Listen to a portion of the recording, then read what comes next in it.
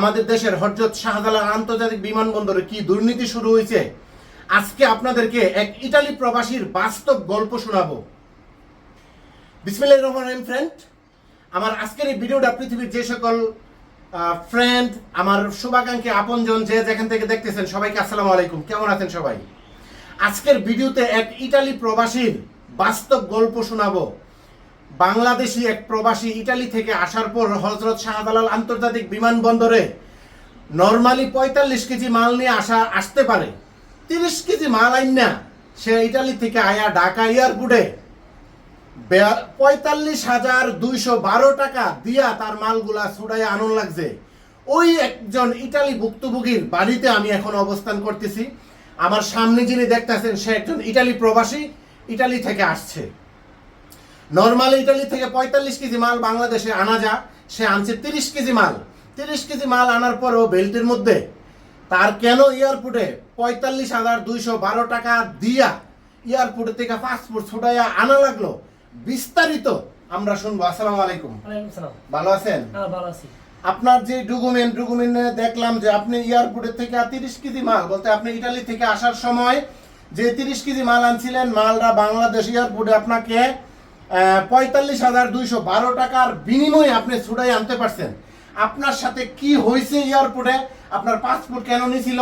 কয় ঘন্টা আপনার লাগছে এয়ারপোর্টে থাকতে? আমার ফ্রেন্ড ফলোয়ার যে সকল প্রবাসী ভাইরা দেখতেছে তাদেরকে উদ্দেশ্য করে যদি আপনার সাথে যে আচরণটা হয়েছে এটা যদি আমার মাধ্যমে সবাই একটু জানান, যে সকল প্রবাসী ভাইরা দেখতেছে। আসসালামু আলাইকুম। আমি ইটালি প্রবাসী। আমি ঢাকাতে আসছি। আসার পরে আমি মাল আনতে পারবো ৪৫ কেজি, আমি মাল আনছি ৩০ কেজি। আনার পরে আমার মালটা বেল্টে দিছে।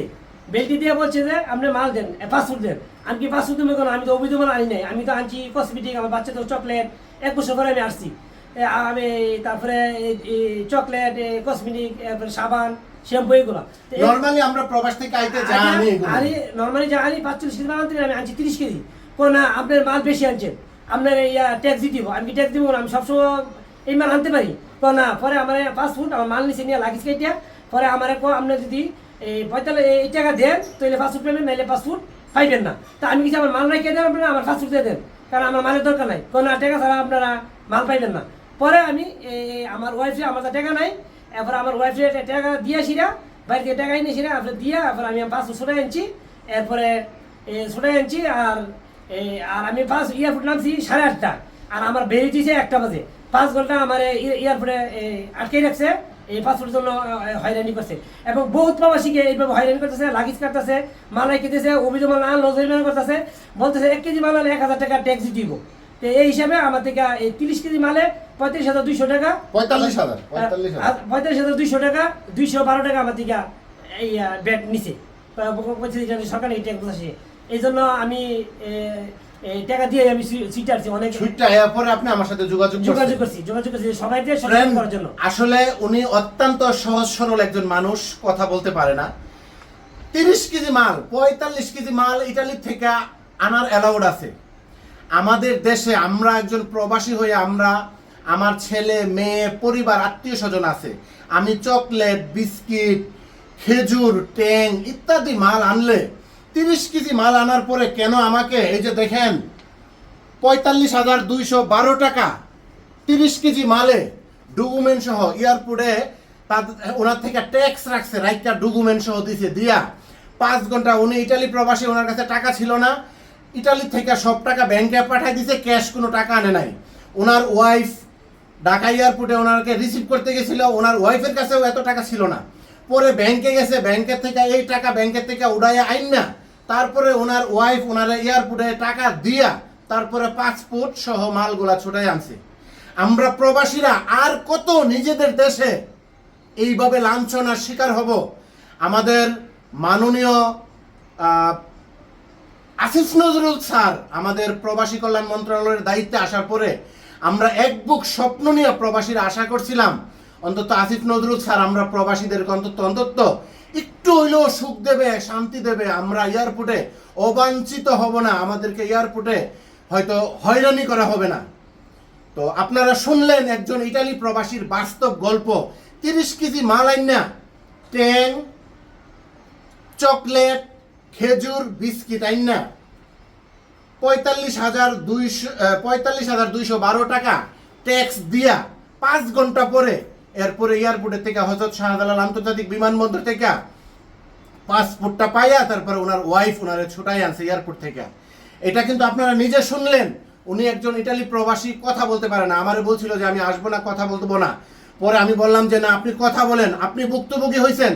আপনার মতো হাজারো প্রবাসী, আমার মতো হাজারো প্রবাসী গত বছর আমার মোবাইল কার্টুন কাটতে লাইছে, কম্বল সহ কাটতে লাইছে। আমি গত বছর যখন সৌদি আরব থেকে আসছি, ফোজ দিয়া ঢাকা এয়ারপোর্টে আমার কম্বলটা পর্যন্ত কাটতে লাইছে।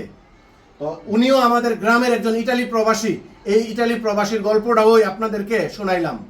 আমি জানি না আমাদের এয়ারপোর্টের মধ্যে এই অত্যাচার জুলুম, আমরা প্রবাসীরা আসলে নিরুপায়।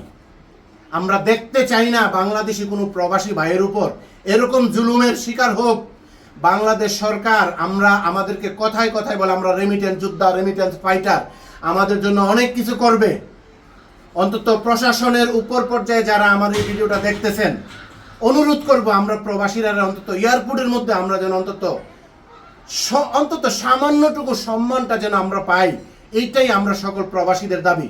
যে সকল প্রবাসী ভাইয়েরা আমার আজকের এই ভিডিওটা দেখতেছেন, আপনার বিবেক থাকলে আপনি আপনার মোবাইল থেকে এই ভিডিওটা শেয়ার করে, সর্বোচ্চ শেয়ার করে অন্তত সরকারের কোনো উপরমহল ব্যক্তি যেন দেখতে পারে, দেখা যেন এয়ারপোর্টের মধ্যে এরকম যেন হয়রানির শিকার আর কোনো প্রবাসী না হয়। এর জন্যই মূলত আমার আজকের এই ভিডিওটা ছিল। আমি কারোর বিরুদ্ধে কোনো কথা বলতে রাজি না, কাউকে আঘাত করে কোনো কথা বলতে রাজি না, কিন্তু আমি বাংলাদেশের একজন নাগরিক হিসাবে আমার ন্যূনতম অধিকার আছে। বিনা কারণে যদি এয়ারপোর্টের মধ্যে আমাকে হয়রানি করা হয়, আমার পাসপোর্ট নিয়ে যা, আমার 30 কেজি মালের জন্য আমার 45,212 টাকা যদি ট্যাক্স দেওয়া লাগে, তাহলে আমি তো রোহিঙ্গা না ভাই, আমি তো একজন বাংলাদেশের নাগরিক। এই লোকটা, আপনি কত বছর যাবত ইটালি থাকেন? 25 বছর। 25 বছর যাবত সে ইটালি থাকে, প্রতি বছর 1 মাসের ছুটিতে আসে। আর কখনো সে এরকম পরিস্থিতির শিকার হয়েছে? না না না না, আর কখনো সে এরকম পরিস্থিতির শিকার হয়েছে না। আজকে কেন 30 কেজি মালাই না 45,000 টাকা জরিমানা দিয়ে আসতে হবে এয়ারপোর্টে? এটার তীব্র নিন্দা এবং প্রতিবাদ জানাচ্ছি। বাংলাদেশের মানুষ যারা প্রবাসে আছে, তারা অন্তত এইরকম পরিস্থিতির শিকার আর হইতে যেন না হয়। এর জন্যই আমার এই ভিডিওটা। আমার ভিডিওটা কাউকে কষ্ট দেওয়ার জন্য নয়, কারোর বিরুদ্ধে নয়। বাস্তব যেটা আমার আজকের এই ভিডিওতে, বাস্তব ঘটনাটা ওই আপনাদের সামনে। ইটালি প্রবাসী আছে, উনি নিজের মুখে বলছে। এতক্ষণ আমাকে বলছিল যে এই কাহিনী হয়েছে, পরে বললাম যে আমি প্রমাণ ছাড়া ভিডিও বানাইতে পারবো না। তখন উনি ওনার পাসপোর্টের সাথে থেকে এই কাগজটা বাইর করে দিছে, যে এই কাগজটা আপনারা প্রথম কমেন্টসে দেখতে পারবেন। এই যে কিভাবে এই 30 কেজি মালের এই টাকাটা জরিমানা নিল বা ট্যাক্স নিল, এদের ভাষায় ছিল ট্যাক্স। এয়ারপোর্ট কর্তৃপক্ষের কথা ছিল ট্যাক্স। আর একজন আনসার সদস্যরও একটা ইটালি প্রবাসী স্যার কইতে কইতে কইতে কইতে 5 ঘন্টা স্যার কোয়ার পরে এই টাকা দিয়া তারপরে ছুটাইয়া আসতে হয়েছে। কেন ভাই? আমরা প্রবাসীরা আর কত নির্যাতনের শিকার হইব? আমরা প্রবাসীরা আছে বলেই তো বাংলাদেশটা আজও টিক্কা রয়েছে। এরপরে এয়ারপোর্টের মধ্যে আমরা কেন ন্যূনতম একটা সম্মান পাবো না? এইটাও আজকের ভিডিওতে আমি প্রতিবাদ জানাচ্ছি। আমাদের দেশের এয়ারপোর্টে যেন, এয়ারপোর্টের যে প্রশাসন, কাস্টম কর্মকর্তারা সহ আমরা প্রবাসীদেরকে যেন শুধু শুধু হয়রানি না করে, সেটাই আমি দাবি জানাচ্ছি। সকল প্রবাসী ভাইরা যার যার জায়গা থেকে শেয়ার করে প্রতিবাদ জানান। কাউকে কষ্ট দেওয়ার জন্য ভিডিওটা বানাই নাই, কিন্তু আমরা প্রবাসীরা চাই না সৌদি আরব, ইটালি, কুয়েত, কাতার থেকে আইসা আমরা মালগুলো আনতে পারলে আমাদের নিজেদের দেশে আইসা এইভাবে 30 কেজি মালের জন্য 45,000 টাকা ট্যাক্স দিতে হইব। এটার তীব্র নিন্দা জানাই। আর যদি বাংলাদেশের আইনে এরকম কোনো কিছু থাকে, আমার জানা নাই। আমিও দেশে আসছি। গত কয়েকদিন আগে আমি সৌদি আরব থেকে প্রায় 70 কেজি মাল নিয়ে আসছি। আমার কিন্তু কোনো কিছু লাগে নাই। ইটালি প্রবাসী উনি আসছে, ওনার গত কয়েকদিন আগের ঘটনা, কারণ আমি আসছি 1 মাস হয়ে গেছে, উনি আসছে গত সপ্তাহ। তো ওনার দেওয়া লাগছে 30 কেজি মালে 45,000 টাকা ট্যাক্স। এইটা মানতে পারি না, আমরা প্রবাসীরা এগুলা মানতে পারি না। এর জন্যই আমার আজকের এই ভিডিওটা ছিল। যে সকল ভাই এবং বোনেরা আমার ভিডিওটা দেখলেন, আমি জানি না কেমন লাগছে, তবে অবশ্যই শেয়ার করে সর্বোচ্চ মহল যেন আমার ভিডিওটা দেখে আপনাদের কাছে অনুরোধ রাখলাম। আপনি আর কিছু বলবেন? আমার বলার আছে, আমার কোনো অভিযোগ ছিল না। আমার কোনো অভিযোগ ছিল না। আমার ছিল সাবান, শ্যাম্পু, বিস্কিট, এরপরে চকলেট, চকলেট, খেজুর। খেজুর আর বডি রসুন, এইগুলো ছিল। আমার কোনো অন্য অভিযোগ কোনো মাল ছিল না।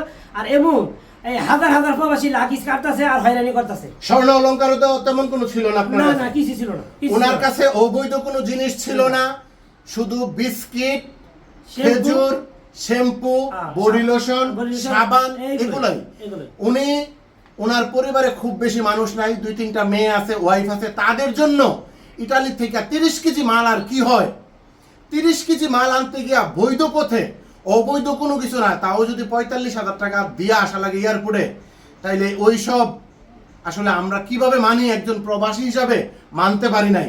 তাই আমার আজকের এই ভিডিওটার মাধ্যমে প্রতিবাদ জানাইলাম, ঘৃণা জানাইলাম যারা এই কাজটা করছে। আসলে আল্লাহ তাদেরকে হেদায়েত করুক। আর পরবর্তীতে যারা আমাদের হয়তো সরকারের ঊর্ধ্বতন যারা উপর মহলের যারা আছে, তারা ভিডিওটা দেখা যেন অন্তত ডক্টর আসিফ নজরুল স্যার হইল যেন অন্তত এয়ারপোর্টে একটু দেখে, এবং এরকম জুলুমের শিকার যেন আর কোনো প্রবাসী না হয়, সেই কারণে আমার আজকের এই ভিডিওটা ছিল। সবাইকে অনেক অনেক ধন্যবাদ, ভালো থাকবেন, দেখা হবে নতুন কোনো ভিডিওতে। আসসালামু আলাইকুম রহমতুল্লাহ।